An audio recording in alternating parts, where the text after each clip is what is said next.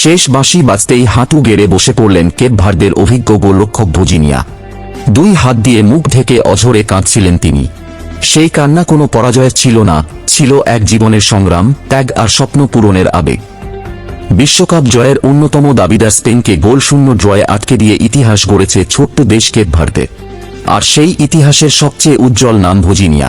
Match জুড়ে একের পর এক অবিশ্বাস্য সেট করে তিনি যেন একাই দাঁড়িয়েছিলেন স্প্যানিশ আক্রমণের সামনে।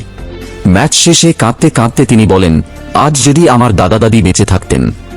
ছোটবেলায় তাঁদের কাছেই বড় হয়েছি, আর সবচেয়ে বড় কষ্ট, আমার মাও আজ স্টেডিয়ামে থাকতে পারেননি।